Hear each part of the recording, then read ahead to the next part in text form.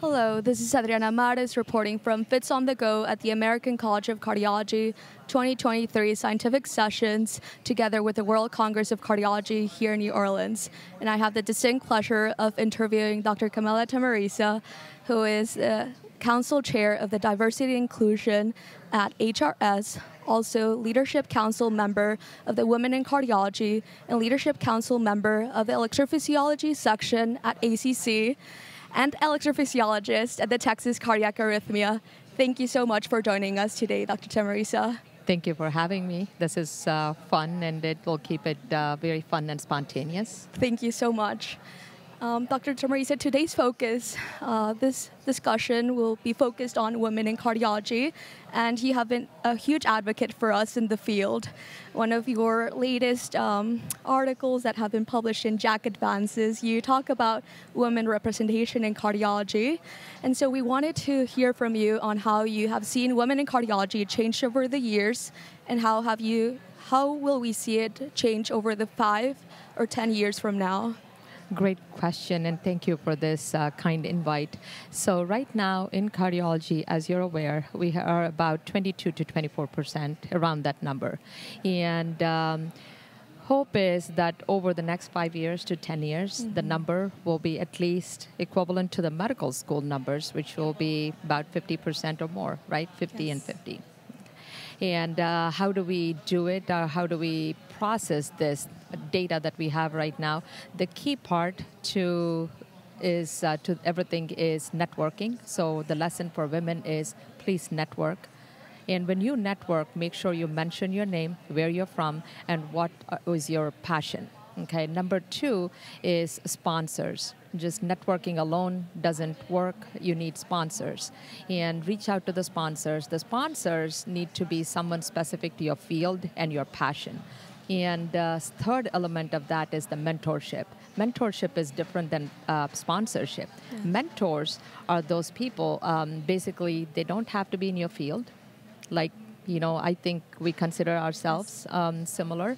And they don't have to be in the same field or the same level, but the mentors will guide you if there are issues, whether it's microaggressions, communication issues, or just ups and downs of life. The mentors will guide you, and the mentors can be from your own institution, outside the institution, through the college, outside the college. One point I'll touch on that is ACC has the internal medicine mentor-mentee program. I've been very active as a mentor in it. So for the mentees or the young professionals out there, please reach out to the ACC mentorship program.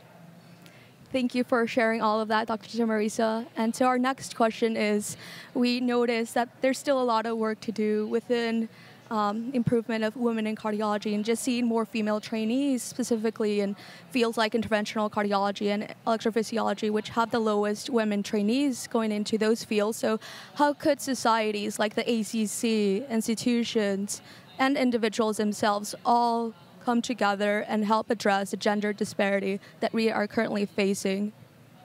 Great. Hey, another great question. You saw the JACC article by Abdul Salam and team, and they highlighted a few barriers, and I think we need to address those barriers. The barriers are, one is the radiation exposure, right?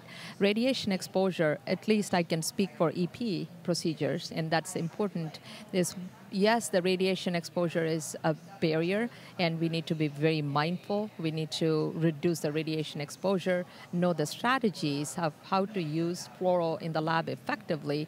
On the other hand, EP as a field has grown. We don't use as much fluoroscopy for ablation procedures. Actually, they are near zero fluoroscopy procedures. So I want the young professional to know that.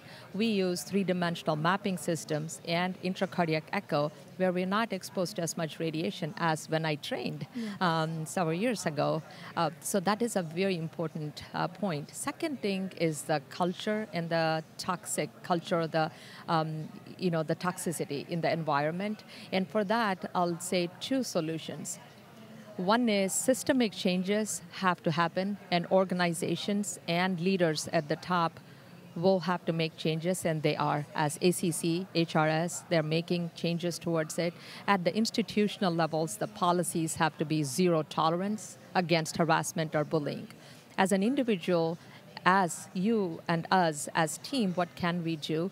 Be good allies. Be there for each other. What is being an ally? Speak up. If you see something and you're sitting in the room, in the close proximity, please be there to support and help guide a solution. Again, I bring it back to the mentorship. Reach out to the mentors and then, find a solution as in hands with the organizations. This has all been so insightful. And for our last question, Dr. Tamirisa, what would you say to that high schooler's medical student, resident, fellow that is watching this interview? Any top 3 advices that you would give to them and that are thinking, of course, going into cardiology? Absolutely. Do your best. Put your best foot forward always. If you reach out to a mentor or a sponsor and they give you a project to work on, please show up, deliver it, and do a complete work. Be very accountable. That's number 1. Second thing is just follow your passion. Don't do something because it's a competition. It's the most popular thing to do.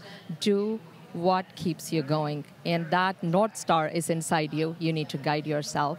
And the third thing I'll say is have fun. Don't forget to have fun, because without fun, cardiology, taking care of patients is super fun, and our profession is probably the most fun profession. And I'm very biased. EP is excellent. So have fun along the way. It's been a great discussion. Again, thank you, Dr. Tamirisa, for joining us today. For more interviews like these, please visit our YouTube channel at www.youtube/fitsonthego. Thank you.